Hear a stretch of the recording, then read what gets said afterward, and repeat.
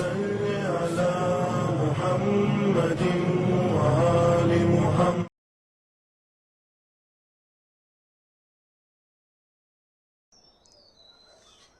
اعوذ باللہ من الشیطان الرجیم. بسم اللہ الرحمن الرحیم. الحمدللہ والصلاة والسلام علی عبادہ الذین اصطفیٰ ولعنۃ اللہ علی اعدائہم اعداء اللہ. اما بعد فقد قال اللہ تعالی فی القرآن الکریم. بسم اللہ الرحمن الرحیم. والذین اذا فعلوا فاحشۃ او ظلموا انفسهم ذکروا اللہ فاستغفروا لذنوبہم ومن یغفر الذنوب الا اللہ ولم یصروا علی ما فعلوا وهم یعلمون. ایام شہادت مولا کائنات ہیں. آپ سبھی کو تسلیت اور تعزیت پیش کرتا ہوں. جیسا کہ ہم لوگوں کی گفتگو توبہ اور استغفار کے سلسلے میں چل رہی ہے کہ توبہ اور استغفار کیوں ضروری ہے. دیکھیے انسان جو پاکیزہ نفس لے کر اس دنیا میں آتا ہے تو انسان کا کمال یہ ہونا چاہیے کہ اسی پاکیزہ نفس کے ساتھ خدا کی بارگاہ میں واپس جایا جائے. اسی لیے ہم کہتے ہیں کہ انا للہ و انا الیہ راجعون، کہ ہم خدا ہی کی طرف سے آئے تھے اور ہم خدا ہی کی طرف واپس جانے والے ہیں. تو جب انسان اس دنیا میں آتا ہے تو پاکیزہ نفس لے کر آتا ہے، پاکیزہ روح لے کر آتا ہے. اور انسان کا کمال یہ ہونا چاہیے کہ پاکیزہ نفس اور پاکیزہ روح کے ساتھ جائے. اور جب انسان پاکیزہ روح اور نفس کے ساتھ جاتا ہے وہی انسان یہ کہہ سکتا ہے، اور اسی کو یہ کہنے کا حق ہے کہ فزت و رب الکعبہ، رب کعبہ کی قسم میں کامیاب جا رہا ہوں. کیوں مولا نے کہا کہ میں کامیاب جا رہا ہوں؟ کیونکہ مولا جس پاکیزہ نفس کے ساتھ اس دنیا میں آئے تھے اسی پاکیزہ نفس کے ساتھ آپ خدا کی بارگاہ میں جا رہے ہیں. بہرحال آج جس آیت کو میں نے آپ لوگوں کے سامنے پیش کیا ہے یہ استغفار اور توبہ کے بارے میں ہے، اور یہ سورہ آل عمران کی آیت نمبر 135 ہے کہ جس میں خدا علم فرماتا ہے کہ جب لوگ گناہوں میں مبتلا ہوتے ہیں، اور خدا مومنین کی خاص صفت بیان کر رہا ہے کہ جب وہ گناہ کرتے ہیں اور کوئی برے کاموں کو انجام دیتے ہیں تو ان کی خاصیت کیا ہے، یہ مومنوں کی خاصیت کیا ہے، ان بندگان الہی کی خاصیت کیا ہے؟ وہ فوراً خدا کو یاد کرتے ہیں.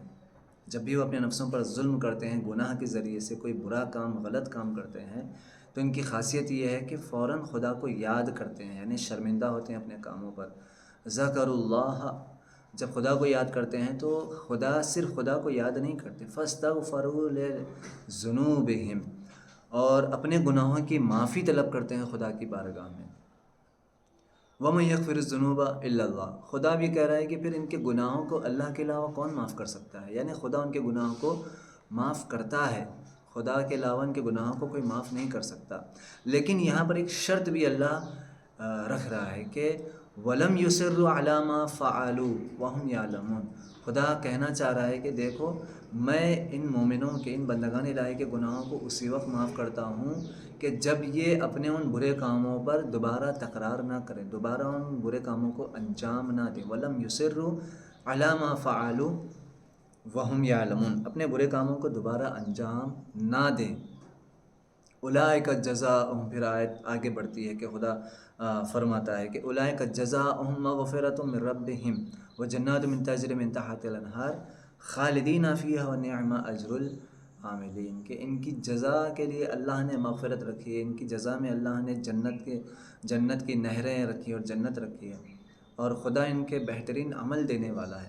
یہ آیت ہے. مولا کائنات کے پاس ایک شخص آتا ہے اور زبانی، جیسا بھی عام طور پہ ہم لوگوں کو بھی عادت ہوتی ہے کہ فوراً کچھ بھی کوئی بری بات ہوتی ہے تو فوراً استغفر اللہ بول دیتے ہیں. وہ لقلقہ زبانی جو ہماری عادت ہوتی ہے، کچھ بھی استغفر اللہ بول دیا. تو ویسے ایک شخص نے کہا کہ استغفر اللہ ربی و اتوب الیہ، فوراً مولا کے سامنے اس نے استغفر اللہ کہا. مولا نے کہا کہ یہ کیا مذاق کر رہے ہو استغفار کے ساتھ. مولا نے کہا یہ کون سا استغفار ہے کہ صرف زبان پر لا دیا اور زبان پہ یہ جو کلمے لا کر کے استغفر اللہ و اتوب الیہ. یہ استغفار ایسے نہیں ہوتی ہے. استغفار کا مطلب ہے، مولا نے 6 چیزیں بیان کی کہ صحیح استغفار اور صحیح طریقے سے توبہ کب ہوگی. مولا نے کہا کہ صحیح استغفار کی پہلی شرط یہ ہے، صحیح توبہ کی پہلی شرط یہ ہے کہ انسان یہ ارادہ پہلے کرے کہ اب یہ جس گناہ کے لیے انسان یہ استغفار کر رہا ہے اس گناہ کو اس نے چھوڑ دیا ہے۔ سب سے پہلی شرط کیا ہے استغفار کی؟ توبہ کی پہلی شرط کیا ہے کہ ترک گناہ، کہ یہ گناہ میں نے چھوڑ دیا، اب دوبارہ میں اس گناہ کو انجام نہیں دوں گا۔ دوسری شرط کیا ہے؟ پشیمانی، شرمندگی ہونا چاہیے اپنے گناہوں پر، اپنے اس کرتوت پر شرمندگی ہونا چاہیے کہ یہ میں نے کیا برا کام انجام دے دیا۔ انسان عام طور سے گناہوں پر شرمندہ نہیں ہوتا ہے، انسان بہت ساری چیزوں پہ اپنے آپ کو گلٹی فیل نہیں کرتا ہے، بہت ساری چیزوں پر انسان شرمندہ نہیں ہوتا ہے، لیکن جب دنیاوی زندگی میں کوئی اس کے ساتھ کام ہو جاتا ہے یا غلطی سے کہیں پر وہ جس کو کہا جائے کہ انسان اگر 200 کی چیز اگر 800 میں خرید لیتا ہے یا 1000 میں خرید لیتا ہے تو انسان اپنے آپ کو کوستا ہے اور اتنا شرمندہ اور پشیمان ہوتا ہے، اے کاش میں تھوڑا رک گیا ہوتا، اے کاش میں تھوڑا اور معلوم کر لیا ہوتا۔ اگر یہی شرمندگی یہی پریشانی اگر انسان کو گناہ کے اوپر آ جائے تو انسان وہاں پر کامیاب ہے، لیکن عام طور سے ایسا ہوتا نہیں ہے کیونکہ انسان اپنے گناہوں پر شرمندہ نہیں ہوتا ہے۔ تو دوسری شرط یہ ہے کہ انسان اپنے گناہوں پر شرمندہ ہو۔ تیسری شرط کیا ہے؟ اگر کسی کا حق انسان کی گردن پر ہے، یعنی کوئی ایسا گناہ کیا ہے کہ انسان اپنی گردن پر اس کا کسی دوسرے انسانوں کا حق لیے پھر رہا ہے، مثال کے طور پر غیبت ہے، غیبت ایسے ہی معاف نہیں ہوتی ہے کہ استغفار کر دیا، استغفر اللہ میں نے کیا کر دیا، نہیں، ادائے حق مردوم ہے۔ تیسری شرط یہ ہے کہ وہ اس انسان سے جا کر معافی مانگے جس کی اس نے غیبت کی ہے، یا اگر اس انسان سے نہیں معافی مانگ سکتا ہے تو اس کے لیے طلب استغفار کرے۔ اسی لیے میں نے شاید پہلے ایپیسوڈ میں کہا تھا میں نے کہ گناہوں کے الگ الگ جو گناہ ہیں ان کی توبہ اور استغفار کے الگ الگ طریقے ہیں۔ کچھ گناہوں کی توبہ صرف انسان خدا کی بارگاہ میں آ کر معافی مانگ لے تو خدا شاید معاف کر دے، لیکن کچھ گناہ ایسے ہیں کہ جہاں پر صرف استغفار سے کام نہیں چلے گا، وہاں پر آ کر انسان کو لوگوں سے بھی معافی مانگنا ہے اور لوگوں کے حقوق کو ادا کرنا ہے۔ اگر کسی کا حق لیا ہے تو اس کے حق کو ادا کرنا ہے۔ چوتھی جو شرط ہے ادائے حق اللہ، اگر خدا کے حقوق اگر انسان نے ادا نہیں کیے ہیں تو ان حقوق کو ادا کرنا ہے، خداوند عالم کی بارگاہ میں آ کر معافی مانگنا ہے۔ یہ چوتھے امام فرما رہے ہیں، یہ چوتھی شرط ہے۔ پانچویں شرط جو مولا فرماتے ہیں، کہتے ہیں کہ اگر مال حرام کمایا ہے اور مال حرام سے اپنے بدن کو جس کو کہا ہے کہ اپنی زندگی بنا لیا ہے، دنیا دار بن گیا ہے مال حرام سے، یا اپنے بدن میں یہاں پر صرف گوشت کی بات نہیں ہے، یہاں پر صرف بدن کی بات نہیں ہے، بلکہ اگر مال حرام سے کچھ ترقی اگر کیا ہے تو اس مال حرام کے ذریعے سے جو بھی ترقی ہوئی ہے اس کا حق ادا کرے، اس کے حقوق ادا کرے۔ اور یہاں پر علماء سے ہم یہاں پر فتویٰ لے سکتے ہیں کہ اگر مال حرام سے اگر انسان ترقی کرتا ہے تو اس کے جسے رد مظالم بھی کہتے ہیں، یا اگر مال حرام کے ذریعے سے انسان اپنے اس کے بدن پر گوشت بڑھا ہے یا پھر وہ دوسری چیزیں ترقی کی ہے مال حرام سے، تو رد مظالم میں آتے ہیں اور علماء فتویٰ اور مسائل بیان کرتے ہیں کہ ان چیزوں کو کیسے انسان ادا کرے۔